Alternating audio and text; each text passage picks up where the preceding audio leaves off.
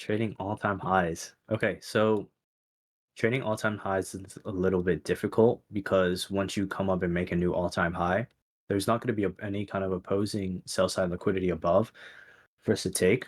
So something that's really easy that we can do in terms of just looking to take trades and how to manage our positions is something we can do is just very simply set risk to reward trades. For example, let's say we were longing up to here. Let's say this was your all-time high, right? We already made this new all-time high, right? Let's say we wanted to get into here, get in like right here, right? So something we could do is we're just gonna go for a simple 1 to 2 risk to reward or whatever you want to do, right? I probably suggest a 1 to 2, just that way you'll get it out way quicker. But depending on your win rate, right? I'd say when it comes to taking a setup, look for there's a couple ways you can kind of do it, especially if you're longing like up here. Like let's say we took out all-time highs here and you were trying to long up here, right? Where there's absolutely no opposing liquidity anywhere. I think a good choice is to just kind of have that set RR. So whatever wherever your stop loss is, and then wherever your take profit is, just make sure it's at something that's reasonable to you, right? Whether that's a 2 risk to reward or 3 risk to reward, I think that's something that's a good idea. If you guys do kind of don't like the risk to reward, like being at 2 or 3 and you want to go higher, that's completely fine. You can target a 5 and you can trail your stop loss accordingly, right? Maybe you want to trail it a little bit aggressively. Depends on just how you want to trade, how your model works, and your win rate and everything. So something else we can go over simply is let's say we make this all-time high, right? How can we grade where the how can we grade or assume where price is going to go when it comes to trading at these all-time highs? And we can do that just by using kind of pretty simple standard deviations in terms of taking like your swing high here to swing low here, right? Some options are you have this 0.25 here, and then obviously you can have your zero point 0.5 here, right? And your -1 here. So it kind of looks something like this, like on the daily here, right? If assuming we made new all-time highs here, right? You can draw pretty quick standard deviation levels, right? And then you can take one off at the zero point 0.5, or obviously you can take one off at the 0.25 here if you're looking, if that is like a risk to reward that makes sense to you, right? So if you got in here, right, and you're looking for at least like a 2 risk to reward or something, right, then maybe you can't get it off at this high, then you can take it up to a 25% extension, or even, if you're trying to target an even higher RR, you can try and get it off at these zero point 0.5 standard deviations. But when it comes to actually trading all-time highs, we don't want to short just because we came into all-time highs, right? We want to follow what that bullish trend, or yeah, the bullish trend that's kind of going on until something tells us that we should start going short on these higher time frames. And something the market does like to do, and how I would look at trying to take A plus setups, is that the market will start to generate liquidity, right? So assuming we made a new all-time high here, right? Let's just say we ended up making a new all-time high here, right? The market will do is we can kind of do something like this before moving lower, right? And then eventually this will be a target to come up and hit, right? Now, if we were trading, let's say something like this here, where we made these relative equal highs here, with this being the all-time highs here, I'll make this a little thicker, right? This being the all-time highs here, right? And let's say we took our trade right here and we weren't satisfied with the risk to reward at something like here. That's when you can draw in your standard deviations from here in terms of this. Look for your 0.25, right? Um or your zero point 0.5. And obviously you can trail your stop loss like we went over in that trailing stop loss video, right? Trailing it to underneath those order block swing points and continue trailing until the market stops you out, whatever you guys are satisfied with, as long as we're not basically going short just because we hit all-time highs, right? And we just want to wait for at least some kind of liquidity to be generated, because what something we don't want to do, and something I don't suggest doing, is once we take out all-time highs, right, longing from a fair value gap like this. Yes, it can work, right? Yes, if we're in bullish structure, we can work, but it's hard to know what we're targeting, right? Maybe if you are looking at the zero point 0.5 to target, right, you can do something like this, but something like this isn't guaranteed, right?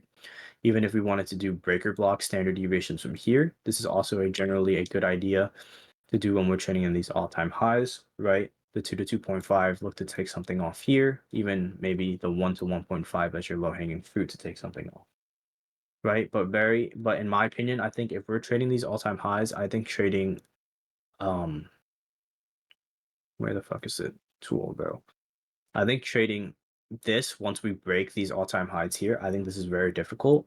And I think that unless market is really strong and you really think we're gunning for somewhere, whether that be a 2 to 2.5 or a like a 25% sweep right here, I really wouldn't suggest looking for something like this. Looking to trade the all-time highs once we break above here, right? And then this is now you're trading into unknown territory, which makes things a lot more difficult to understand where the market is going.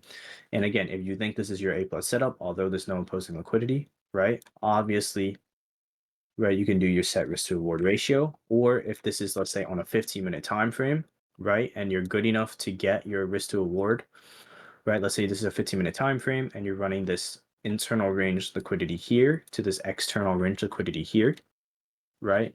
I think that's completely valid, right? Let's say we broke above here, right? And this is on a 15-minute time frame or an hourly time frame or 4-hour time frame, right? And this makes sense to you. You have your confluences, everything kind of makes sense here, right? Then you can run it to this external range liquidity pool here. But the second that this gets taken out, right? Your chances of price going in your favor is reduced a good amount, right? Because you don't know what the market is hunting for here. So it's a good idea to wait for some kind of higher time frame liquidity to be generated in the terms of like a 4-hour internal to external range liquidity. So that looks something like this, right? With something like this where we make a high like this here on the 4-hour time frame, assuming this is all-time highs, right? And then we make a fair value gap here, right? Within this, if you see an entry model to run it up to this high here, right? Then you take that, right? If everything makes sense, and you take that here. But once this gets taken here and we make new all-time highs, right? In my opinion, your chances of price continuing to go higher does get reduced, and this is definitely risky to hold out your trade. So obviously, like I said, we can do our little, right? We can do our sweep right here, right? We can get that 0.25 extra if you guys want, right? Or we could do set a set stop loss or a set take profit here, right? Let's say you want a 2.5 or higher only, right? And you don't get it from here, right? Let's say you don't get it. Let's say you're entering right here and you don't get the 0.25 on this high. Obviously, you can hold it up. But when you're doing something like this and it's past the liquidity pool, you have to make sure you're okay with if price does this and doesn't hit my TP and come stop me back out at break even. You have to be okay with that if you aren't willing to risk to take it off at this high here because that risk to reward doesn't make sense to you. Okay, does that make sense? Right? Just don't short the all-time highs. Just wait for opposing liquidity to be generated here, right? If the risk reward doesn't make sense to you, you have the 0.25 as your first standard deviation to target here, right? Drawing it from this leg here. And then you also have your 0.5, which is up here, which is your next leg to target. And then obviously you have your one, but you know, it's not that great. But there it goes, right? Oh yeah, yeah, yeah. So I don't have them all together, so I'll just do it off this one here.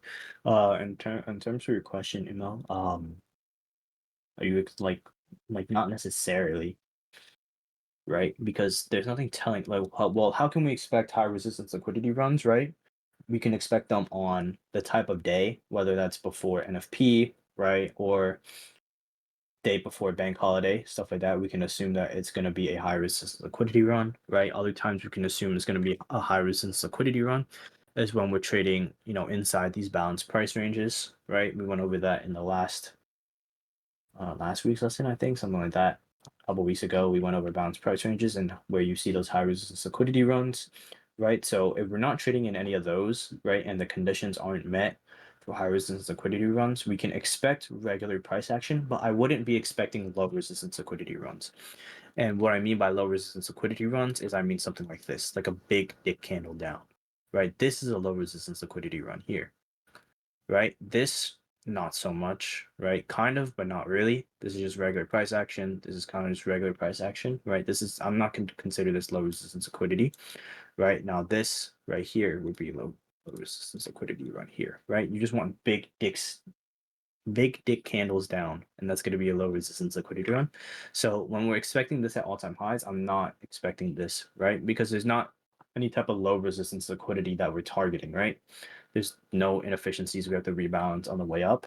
So I think it's just going to be, price is just going to be moving some way, right? I'm not going to say it's going to be a low resistance liquidity run because it really doesn't have to be. It could be anything, you know?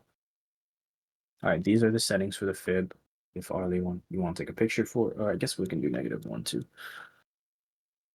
Right, so these are, this is the fib here, right? And then obviously you have your standard deviation fib here, right? So this would be my standard deviation fib here, and yeah, this one here, right? And then these are what you can draw.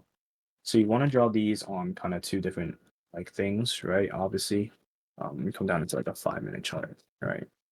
Get rid of replay mode here, right? So where you want to be drawing these are on like these retracement legs up, right? So like something like this is your retracement leg up, right? This is where you want to be drawing it, right? Or like from here to here, or from your swing points here to here, right?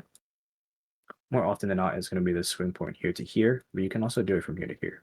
I'd put it at these swing points here, right? This market structure swing point here, right?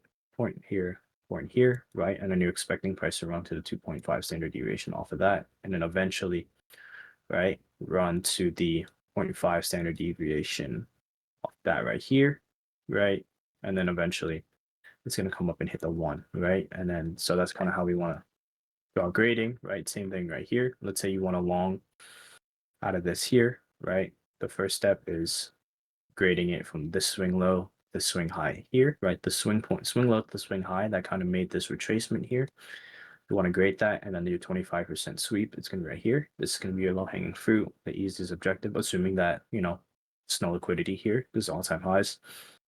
Right, this is a pretty easy target. If you guys wanted to, you could also do this one here, right? This is also another target as well, right? I would keep both of these on here, right? Same thing here with the 0.5 and then the 1 right there. If you want to do your standard deviation from here, or of course you can do it from here as well, and it works just as fine. So those are the two ways I would do those there. And obviously you can have it at your, obviously this is your mitigation block, right? So you can do this here off your mitigation block here, and you can expect a reversal around this 2 to 2.5 area here.